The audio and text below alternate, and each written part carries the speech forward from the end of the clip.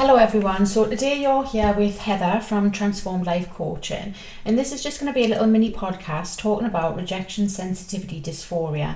Now this is an extreme emotional response to a perceived or actual rejection or criticism, and the word dysphoria refers to the intense pain or distress that someone feels.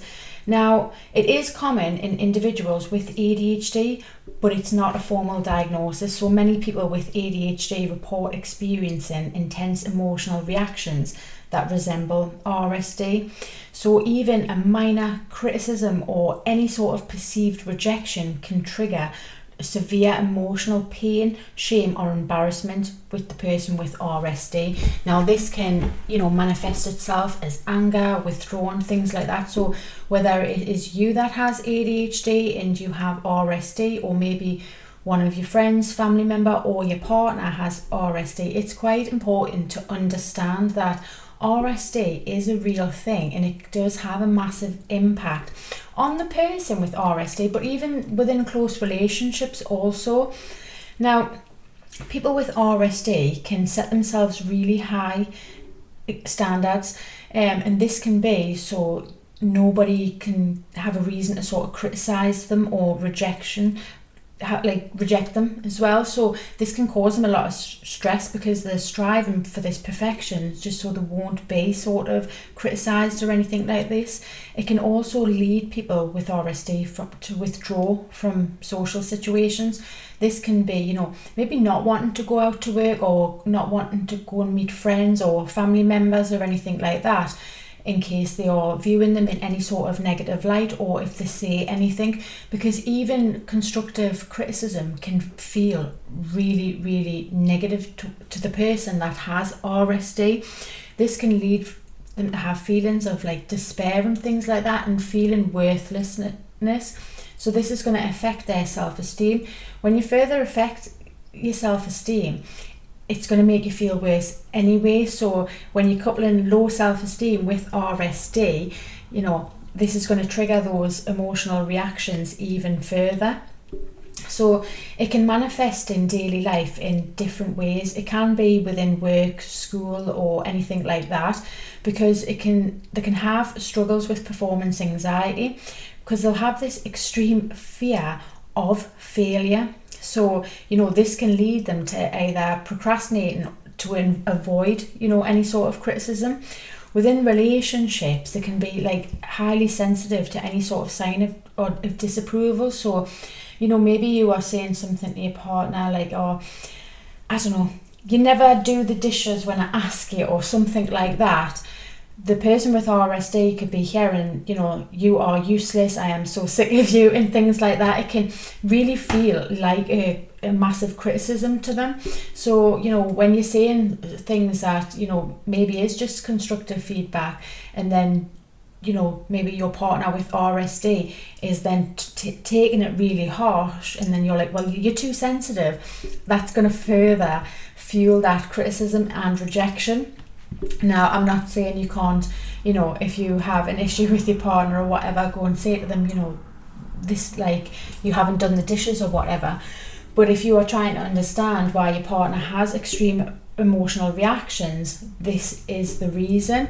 Now, there has to be work done, obviously, with the person with RSD, because, it can lead to social isolation, things like that, because, they can avoid any sort of situations where they're going to have that rejection, and it can even lead them to withdrawn from the relationship and things like this, whether it's friendships or romantic relationships, because if they feel like they've been rejected in any sort of way or being criticised, withdrawing because of that intense emotional reaction feels more safe, because then they're not going to be being criticised and things.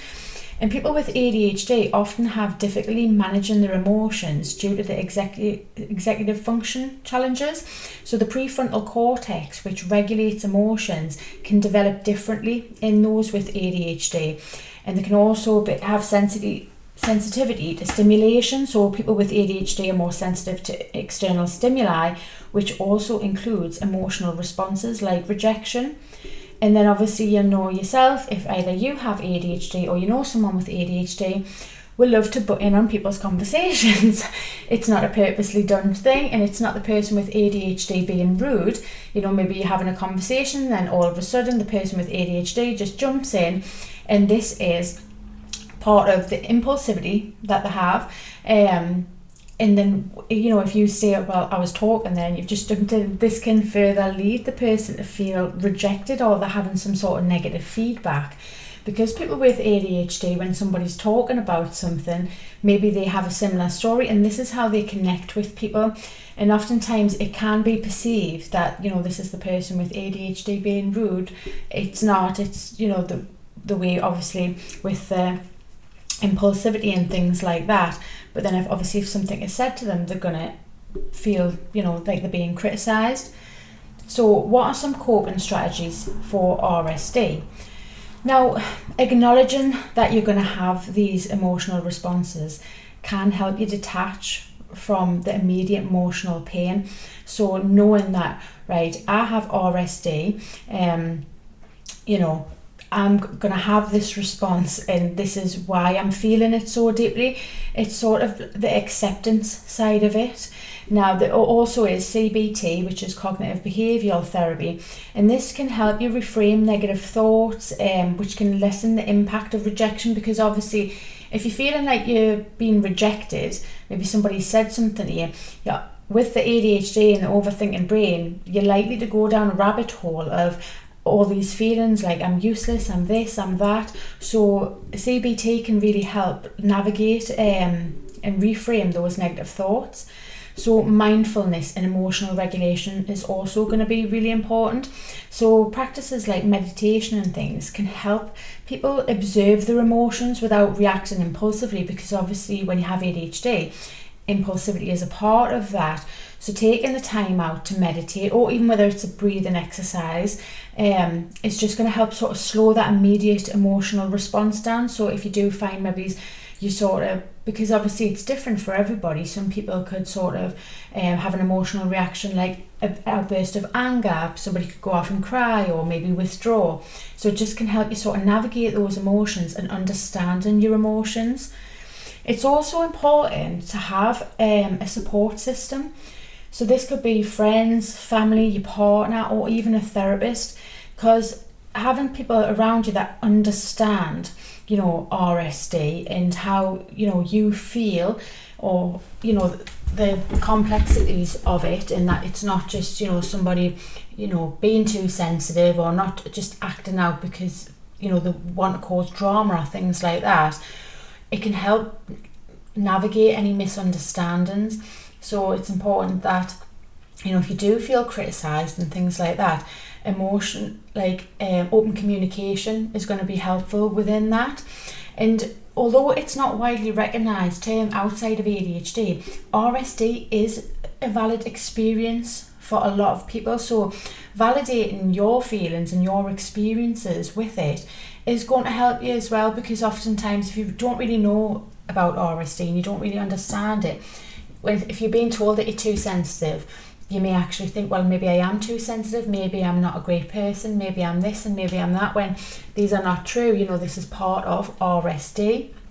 And having an encouraging, like, supportive group of people around you, whether it's friends or family, is really, really going to help you with RSD. So it's kind of the acceptance and, you know, having some coping strategies and some self-compassion if you do have RSD, because obviously if you do feel like you are being criticised, it's really important to have some self-compassion and, you know, understand that maybe it's not always a criticism, and sometimes criticism isn't always bad, especially if it is constructive. And oftentimes people don't understand that they're coming across as criticising, and this is, you know, it can help with misunderstanding. So communication is always going to be really good for that. I'm going to leave that there. If you would like any more information, we've got our website at Transform Life Coaching.